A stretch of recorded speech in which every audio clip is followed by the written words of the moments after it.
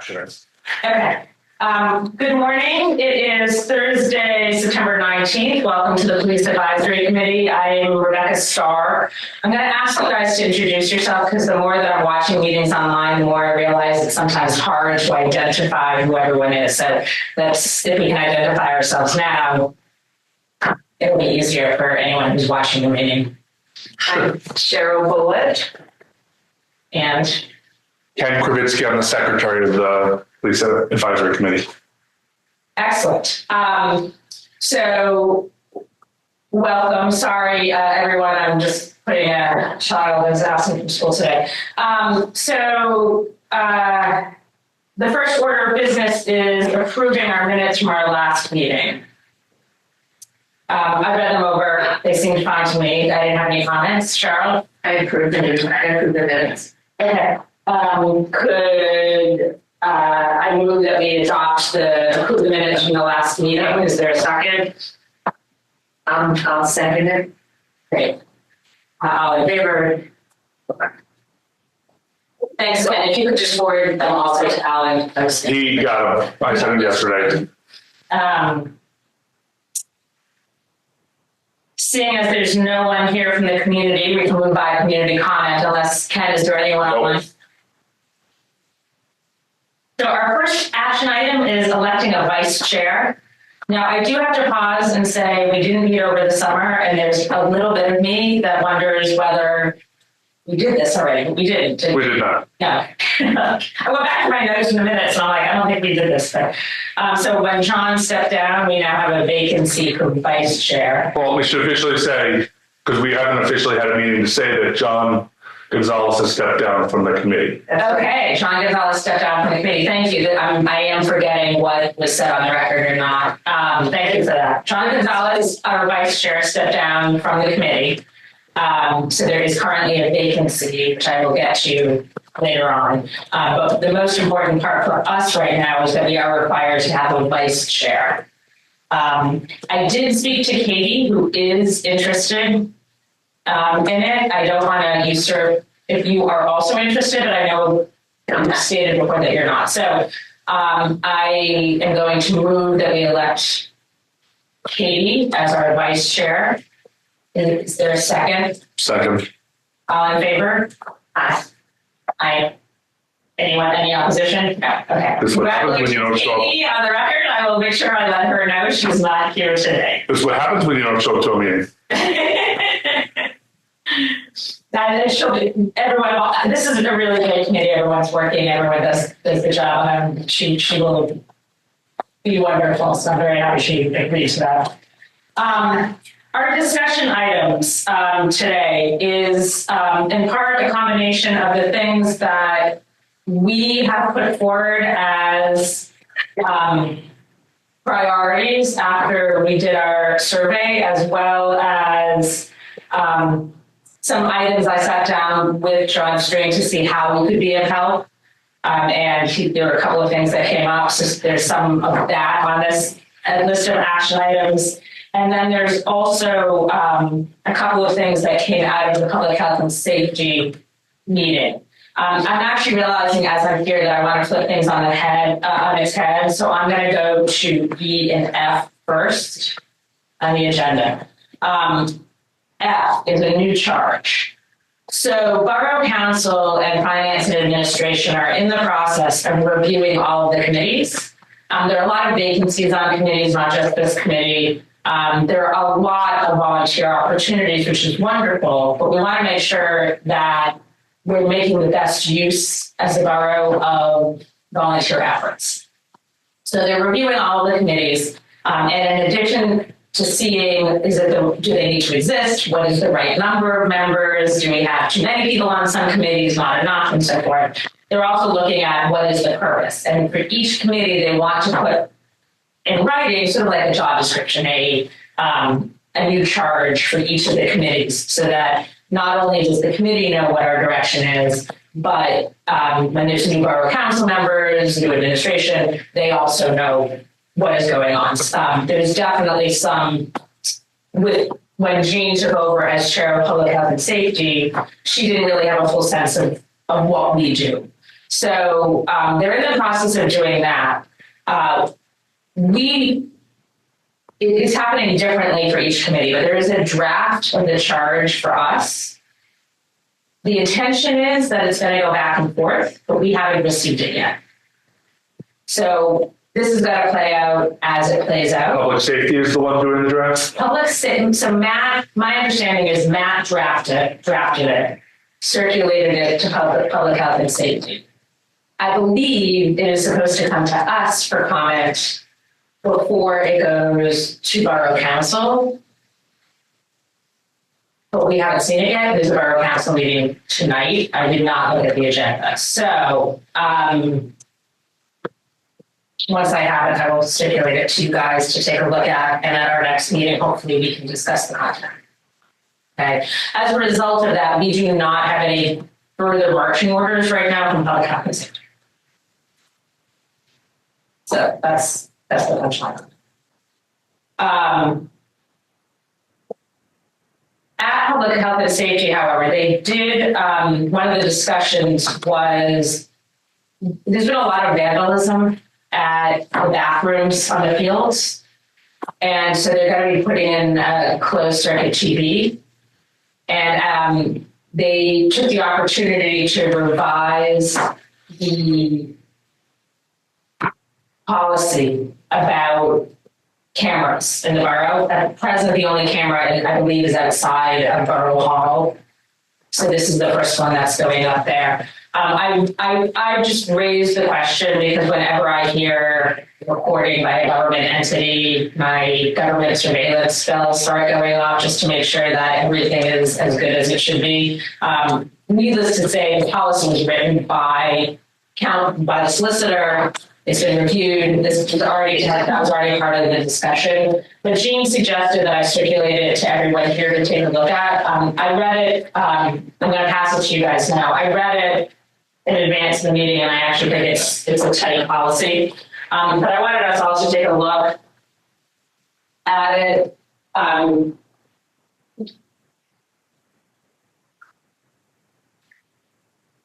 Just to make sure that there weren't any additional comments from us before it was going to be presented tonight at Borough Council. Just to make sure we didn't have any comments on it. So if you guys, and I do apologize I didn't get to in advance. It's been a little rocky this week with sick kid.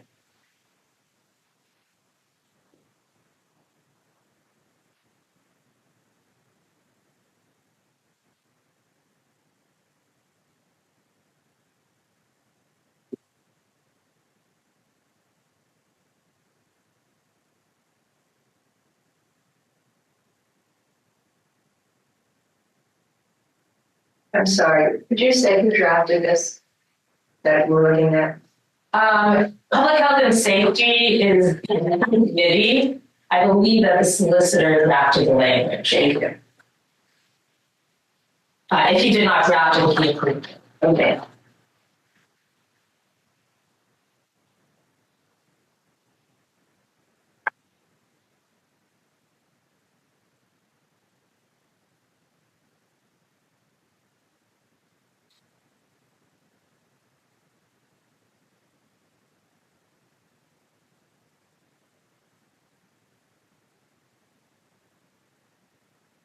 And just for the record, it looks like, as I'm reading this, that this is going to us because this is clearly a new tool or a extension of a tool that our local police is using. Correct.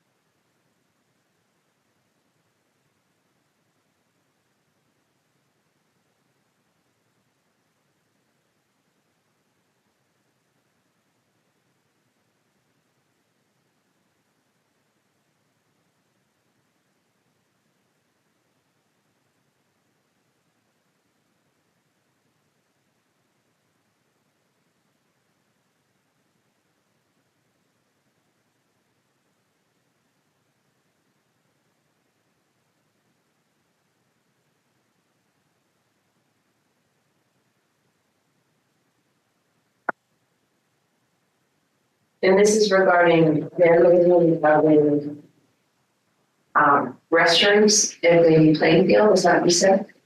At the moment, and that's my concern, at the moment, the only places, they specifically want to see what's going on at, and it was like us holding the pot. Yeah, it's,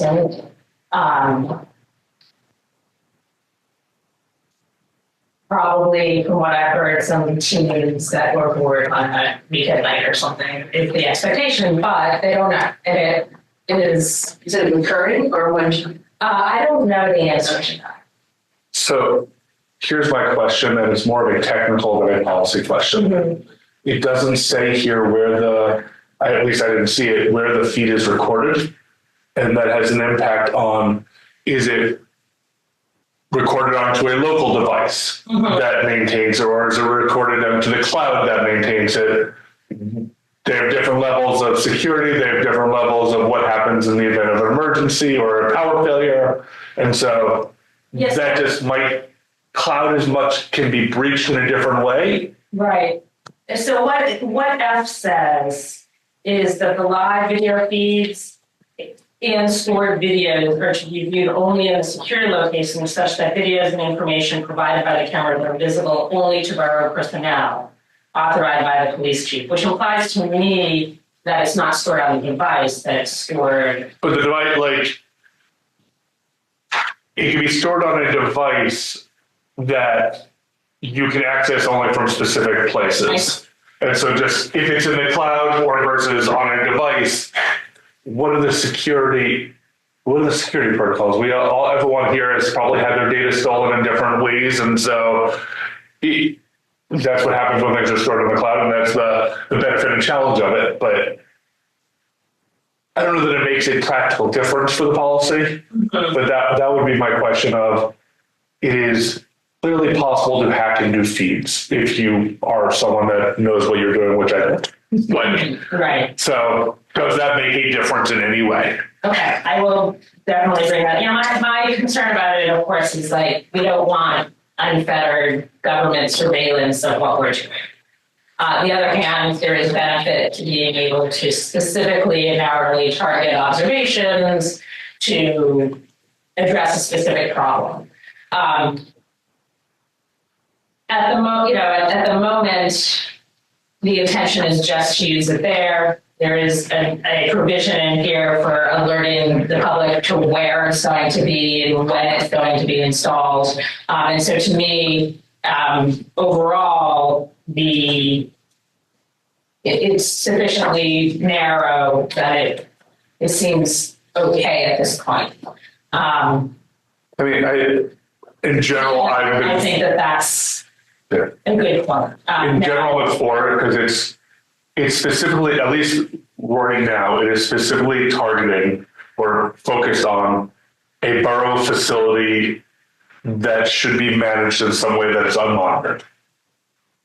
The only other comment that I have about it, and I is should there be some balances and checks, so to speak, on where other ones are being installed? Who gets to make the determination and how the determination made as to when cameras are going to be employed? So this refers to, does the borough use CCTV at all right now? Outside of Borough Hall, there are cameras. So this is relating to all CCTV, Correct. not just, Correct. okay. But I think you're right in that I could easily foresee them going, okay, we should do it outside the community building, the library. It's not hard to perceive this inching forward and expanding, which not necessarily that that's a bad thing, but Right. And so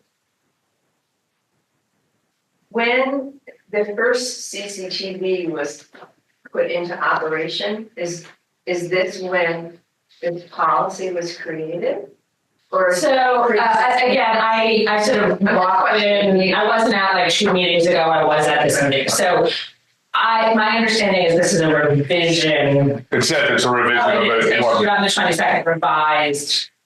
so today? Well, tonight is Borough Council meeting. Okay, So, Okay, the comments that we have, I'm not entirely sure if they're going to go into place or not, but I want to make sure that they're, submit them to be read. Right, and my question is much less actual policy and more security of the policy, or that they, like, it doesn't need to be in here, they just need to be thinking about it. I don't understand what you mean. My question isn't about where it's stored, doesn't actually impact the policy. It's a security thing, but it's not about, it doesn't impact this in any way, because whether it's the cloud or on a local thing, the same policy upholds of, you have to only use it in a certain place. So those things are the same. I'm just talking about the security of the overall data.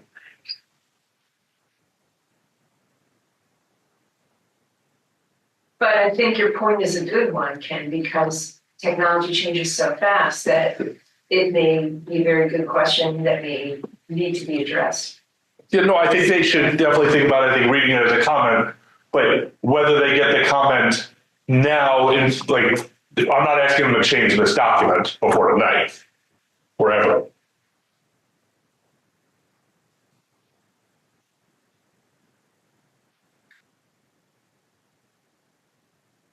Do you have any other comments? I don't know, I'm concerned about the misuse and abuse of the information, but I don't know enough about technology to understand if it's covered adequately in this draft. The misuse and abuse, not just what you discussed about too much, the checks and balances on surveillance, but the actual misuse and abuse of the data and how to protect it. I understand that it says that it will be destroyed in 60 days unless it's under investigation, but I'm not so sure. I don't feel satisfied by that general language, but I don't know enough to say why, or I don't know enough to understand how there could be better protections. Does that make sense? Yes.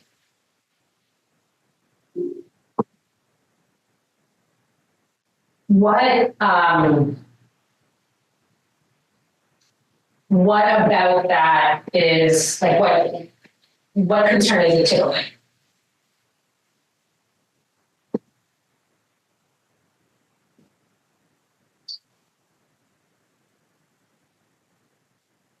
Concerns about young people using the restrooms.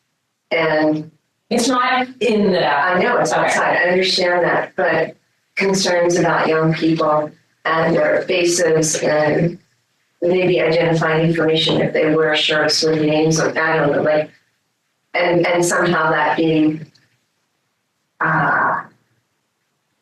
taken advantage of. It's the best way to put it. And I don't even know if that's a ridiculous concern or not. I don't think it's a ridiculous concern. We all come from our own perspectives on where this is coming from. I had concerns, and it's on the, making sure that if it's outside the bathroom, that we're not monitoring, say, just the basketball courts or, an area that would be otherwise concerned. To me, there are a lot of concerns about something like this. And I understand why they want it and what the benefits are. Right. So that's, of course, yeah.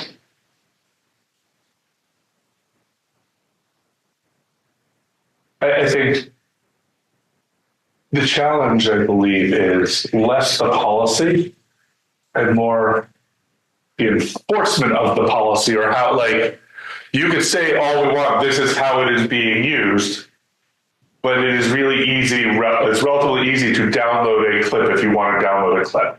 Right. Even though it says you will not download a clip, anyone can do it. Now, that there's a level of trust then that we have to have, and trust is not in strong suit in our society anymore. Right. Or, it's not erased after 60 days and something happens down the line and it's subpoenaed and there's additional, there's all kinds of ways that I can see it playing out.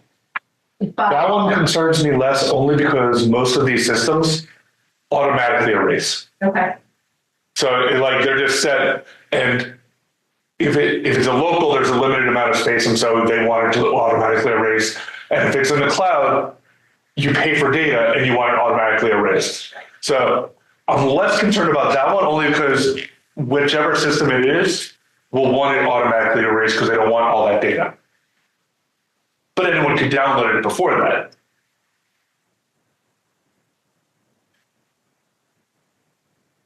So I'm going to make comments that we have concerns and that there's some unfelt concern about, there's some intangible concern about increased CCTV use in the borough.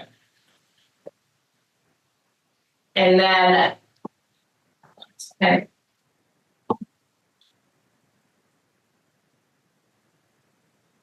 And then the two specific comments I'm going to make is who makes the decision for new cameras and how that decision is made. That's two questions, but it's one point. And where are the images being stored and what data security is there for the images? Is that stated correctly? Yeah. And I'll say, I don't really have a general, I understand the general concern. And it could be just that I'm past the expectation of any privacy when I'm walking around in public areas. But I'm not, so I don't have that concern about, I understand it, so. Well, you're also in my mind, you're in a position and you're professionally where you're constantly considering security issues. That's fair. So you've probably had many of these discussions and you understand the value of some of these tools. And my office has 28 cameras around the property that I'm looking at regularly, so yes. Right, where Cheryl and I are coming from General. different background and don't have that day to day. Sure. Okay, thank you. I appreciate that. And I will pass those comments on. I'll figure out the best, I'll talk to Jean about the best way to get them in advance of the meeting tonight, whether they want us to submit them as public comment to, I guess it would go to Fred, or if she'll convey it. Okay, so then going back to the top, the two priorities that we had set as a committee coming out of the survey that we did, the year-long study that we did, was the disconnect between 911 and that the police want everything to be coming through 911, but the public perception is 911 is just for emergencies. So we had one of the options that we came up with was 311, which is a non-emergency call line that some communities have adopted to solve this problem. I talked to the police chief about it, he explored it, and the problem with it is cost. So 911 is Montgomery County wide, is my understanding, and 311 would need to be a separate line that dispatches to the same location. So I'm not sure what those costs look like, but at the moment, it is not something of interest to the police force here. I'm going to dig around a little bit more just to see what the costs are, but it does not look like that's anything that's going to happen anytime soon. What they are doing is they want to do more PR about using 911. I think that it's worth us continuing to discuss, are there other tools that we think would be beneficial? I can speak only anecdotally from an incident on the street where I live in the block. And a parent was concerned about someone driving by frequently and very slowly and staring at his children. Right. And I was witness to it. And it suggested that he call 911. This is a very educated person who was reluctant to, and I thought, this is what we're talking about. Exactly. And I eventually was able to in a nice way, suggest and then convince him. And he did, and they came right away. And the police came, they were grateful, they were aware of this person. It was important that they received another call about this person.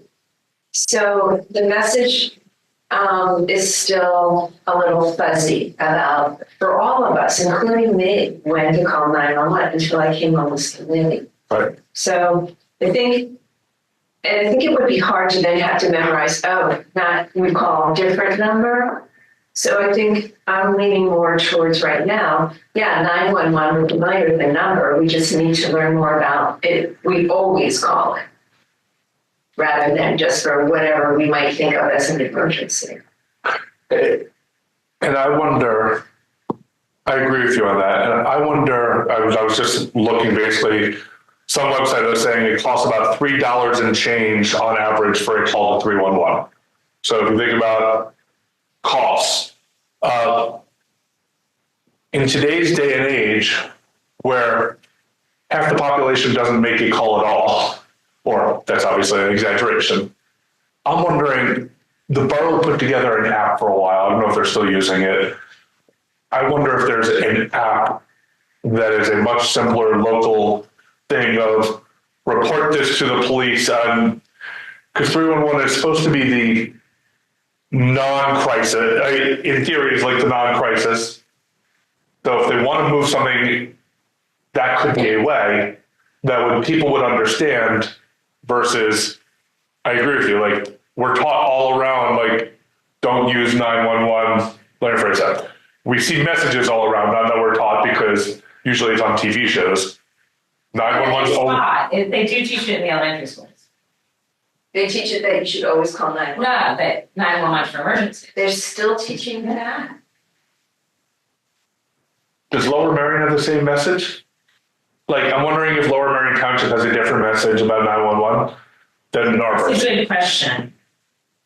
I mean, my judge of this is my 9-year-old, who is a very much a rule swallower, who refuses to call, when I say, no, we have to call 911, no, you can't do that, And they're going to Lower Merion School. Lower Merion. So it's, well, maybe there needs to be, and we can ask the officer, captain, I forget, string, like, what's the outreach in schools now? What are they saying? What's the outreach to the teachers? Because even if a police officer shows up once a year in a classroom, it needs to be reinforced by the teacher. And so maybe the teachers could use a little more education on this, because this is what my generation was taught. And so teachers my age might not be getting to right? Yeah. And if this is a national movement, then is there other stuff that we're using as well? Right.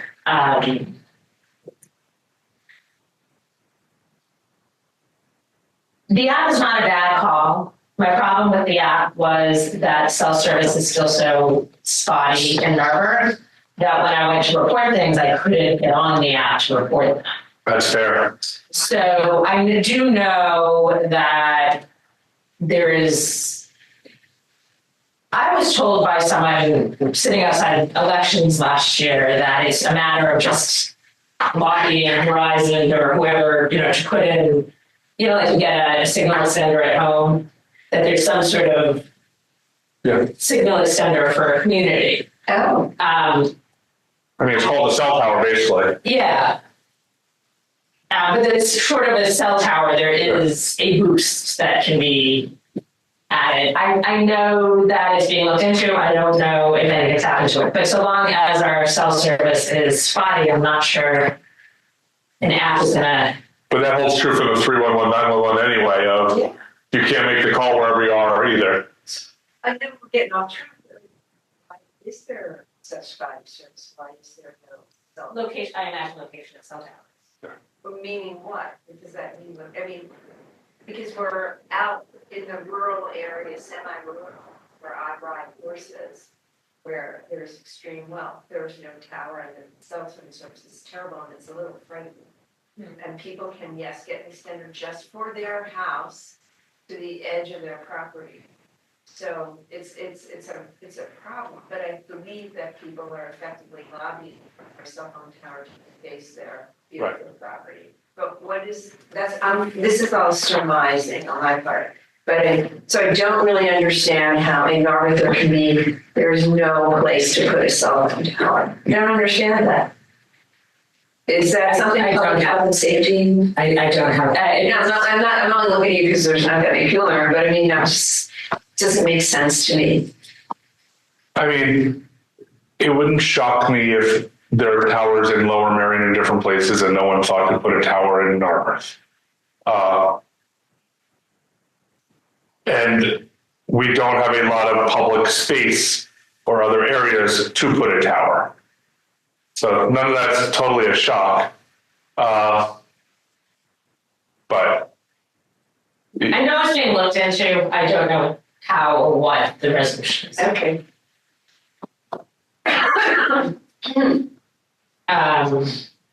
Okay, so 311 is not happening, at least right now. The police are doing some sort of PR campaign. I say we continue to think about this. I don't think an app is necessarily a bad answer either. Is there sort of a 911 equivalent?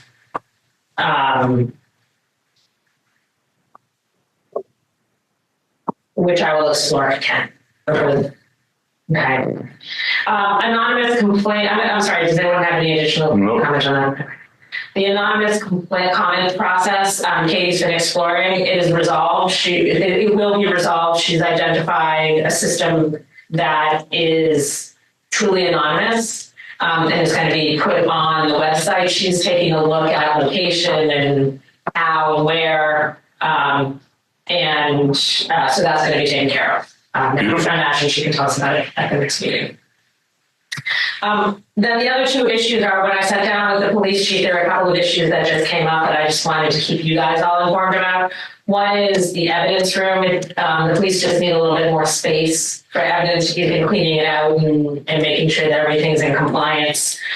So he's been talking to Andrea and Matt about securing the necessary space so that everything is, that the whole chain of custody remains intact and effective so that if any evidence is needed in a case, it is there and cannot be challenged. So on his behalf, I sort of put a word into Andrea to make sure that this does in fact happen. And then the other thing is I asked him if there's any other way that we could support him. And one of the issues that's come up is, the training that we do costs Narberth. In other jurisdictions of similar size and wealth as Montgomery County, and he used an example of a county in Virginia, there's additional training there's more training provided by the county. So, for example, the bicycle cop training, I believe is the one that he used, that costs X amount for the borough that isn't provided anywhere that they can get to easily, and so, I raised the question, I was like, well, can you get them trained so that we do the training for other jurisdictions, but that's too costly. So there's the question of sitting down with him and coming up with some policies that perhaps we as a committee want to lobby Montgomery County on behalf of our police force.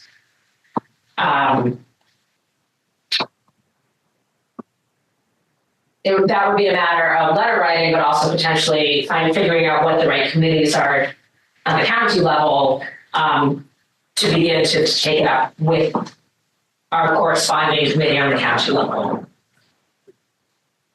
Does anyone have any comments about that? I think it makes sense to learn what's out there, yeah, and see how we can, how Narberth police can take advantage of it.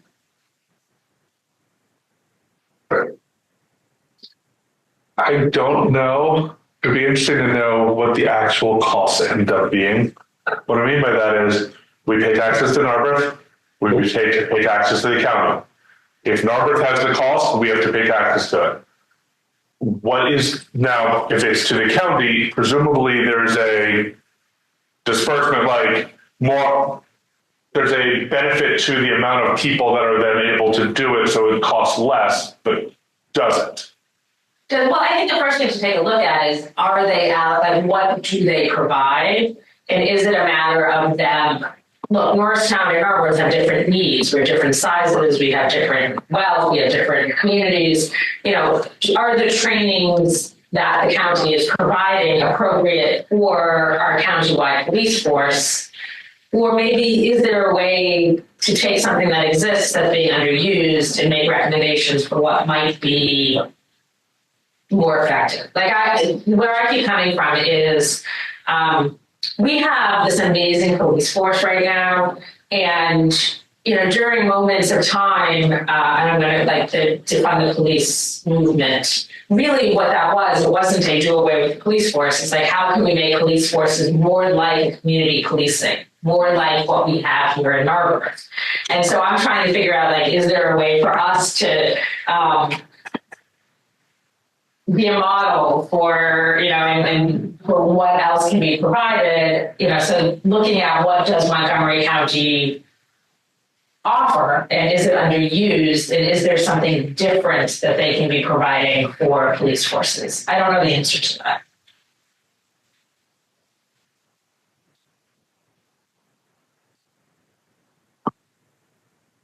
But I think it's a good point about what is the actual cost. I'm just sitting here wondering how much training is required to be in person versus on Zoom. And I would imagine that it's very cost effective or much less expensive for training to be on Zoom. It just depends on the training, I guess. But it's also, I think the cost is a good one on that, but also the effectiveness, because Right. I don't know about you, when I'm on my Zoom trainings, I'm definitely not at 100%. Yeah. Not that I'm necessarily at 100% when I'm in person at the trainings, but It's a different experience. And my bandwidth is shorter. Okay. I can be with you for like an hour or maybe even two, but an all day training is like. Yeah. And also, I think with that, to bring a trainer into Narberth means that they're not traveling, they're not doing. If our people had to go to Norristown for a training, there's the extra hour or whatever it is of driving that they're then away from the office. That's true.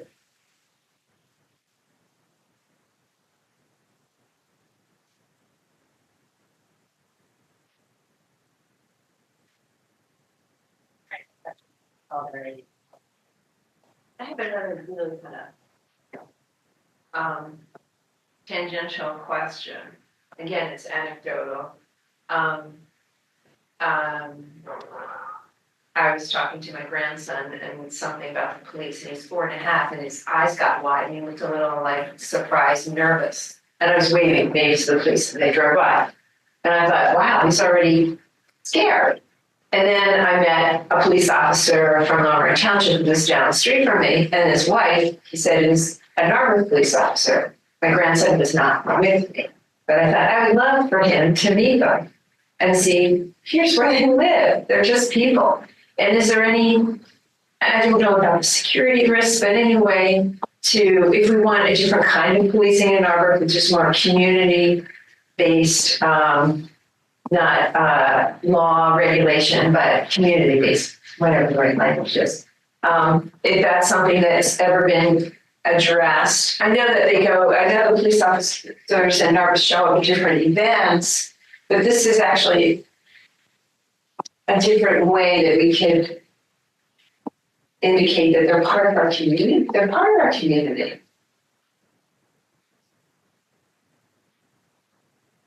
So the person that you have in mind is a Lower Merion police officer who lives in Narberth.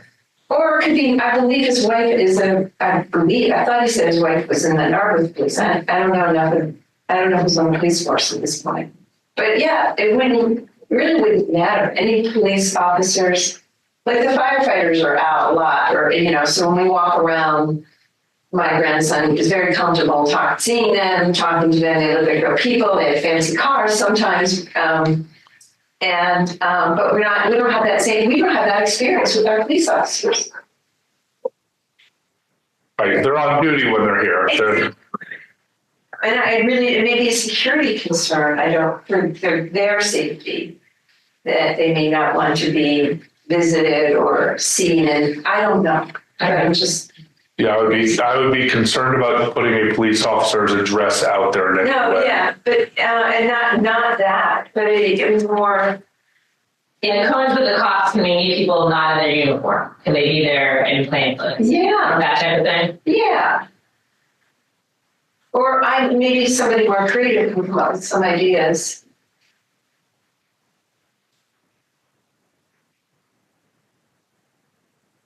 Of how we can just bump into them in the community. How much of our cops don't live in Irvine? That would make sense.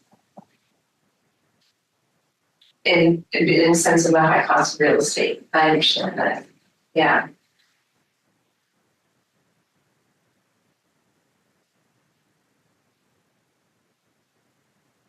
But I think that ties in well with a lot of the work that the mayor has been doing about meet the police officers, form relationships, and informal time, meet the police officers, form relationships. So informal time could be nice. Might be one of the tools that she wants to use. How to do that. I'll pass on, I will make sure to mention this to Andrea to see if there's a way to incorporate this and we can continue to bounce ideas around here. These are the only comments that I have right now, especially because I sort of feel like I'm trying to slow roll things until I see what Borough Council puts forth as our new chart. Does anyone have anything else that they wanted to bring up? We went back and forth on meetings for a while, so I'm just wondering, like, do we want? I want to put in the minutes. Here are the next meetings for the. So the one request, it's an excellent question. We should talk about when and how we want to meet, because I don't think we have 2025 dates on the calendar. We have monthly dates, October, November, and December. But if you have those out, I want to write them in the minutes too. Okay, so unwittingly, our meeting today and some of our other meetings have been on the morning of Borough Council meetings, which makes it too long of a day for the police chief and the mayor. Like if anyone who wants to participate in Borough Council has to be burning the candle at both ends, so to speak. So it's certainly moving forward. I want to make sure that doesn't happen. Do you have Borough Cal? So the meetings that we have. Do you have them handy? Because I'm not sure. Sure. I'm sure I do, but I can't find them in So type. the next dates that I have are Monday, October 21st at 6 p.m. Thursday, November 21st at 7:30 a.m. and Monday, December 16th at 6 p.m. Those 60th. The 16th. I'm going to just pull up the Borough calendar.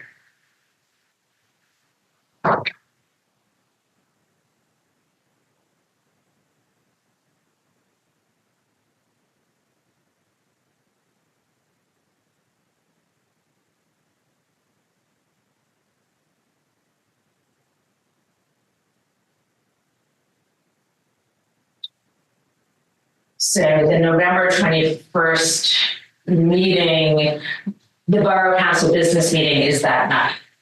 So my question is, do we want to move it to Wednesday the 20th instead? Does that work for people? Oh, I'm sorry. I was looking at my calendar. What date are we talking about? Wednesday the 20th Of what month? of November. Wednesday. So maintain the, that's sure. maintain our October and December dates and move our Thursday date, November 21st to Wednesday, November 20th. At 7:30 a.m. Yes, Okay, that's fine. It's fine with me. Do we need to check with Katie? we should check with you. Also, is there enough time or is there a cost to moving that meeting because these meetings have been announced already? There will be cost to it. Matt was less concerned. So Samantha had wanted us to do monthly meetings because there's less of a cost of canceling them. Matt did not seem as concerned about that. He's more concerned about not having unnecessary or mistimed meetings. Okay. So I think that November 21st seems like enough time that if they need to publicize it, however they need to do it, maybe they can combine it with other meetings, something like that. Just out of curiosity, when is Thanksgiving? I think it's the 28th. You're right. Okay.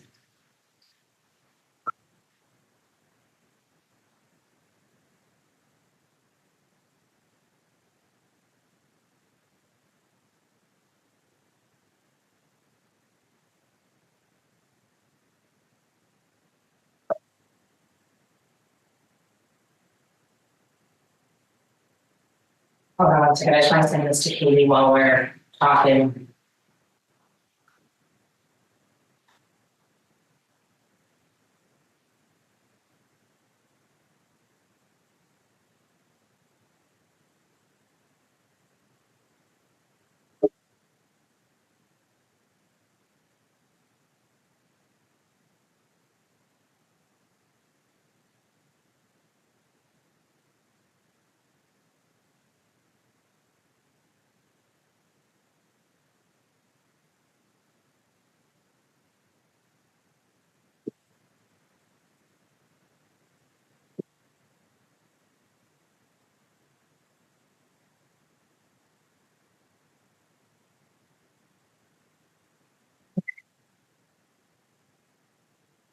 Okay, so thank you for putting that in the minutes, and I will wait. I'll let you know what Katie says. Okay.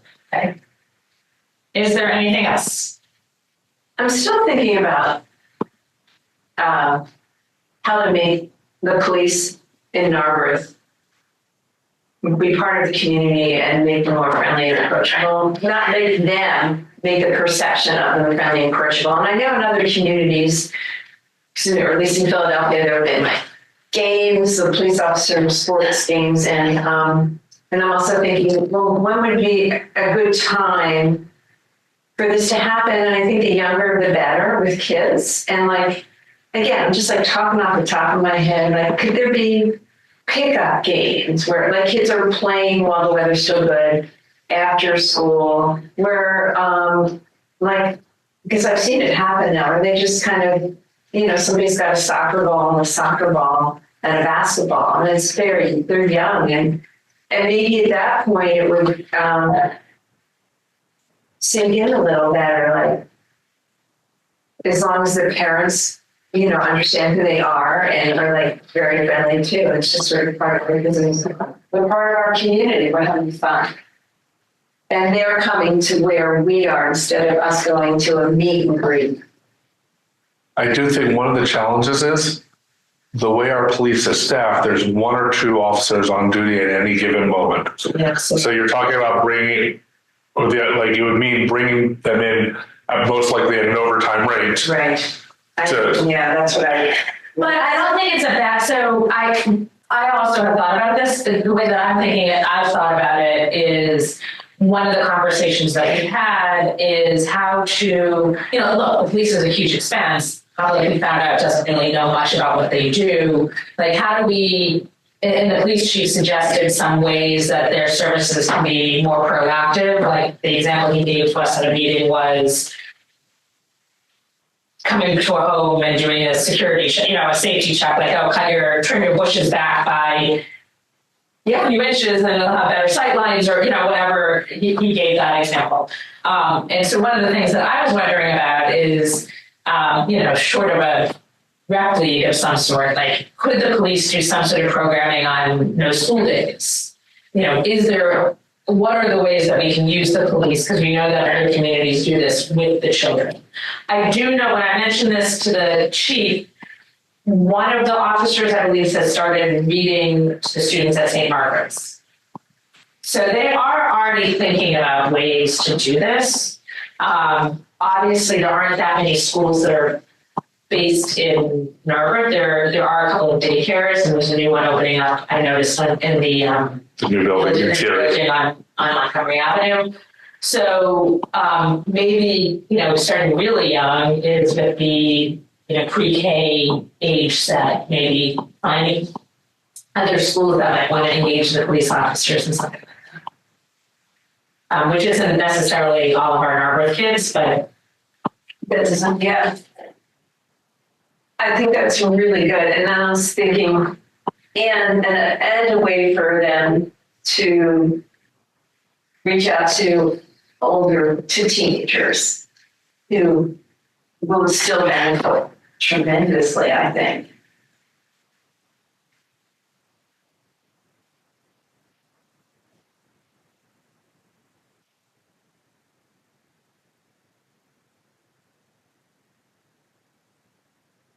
excellent. Thank you. There's so many ideas out there, and I will certainly raise them. But we're in this weird place, so Yes. Let's hold on to these ideas. Let's wait and see what they're charging us. How they want best to use our resources. We certainly don't want to be creating work for anyone.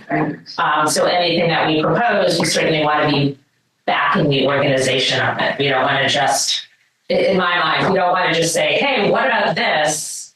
We want to make sure that it'll be useful and that if it's like a program that we do the organization for it to the extent possible so that it's not creating work for anyone else. Right.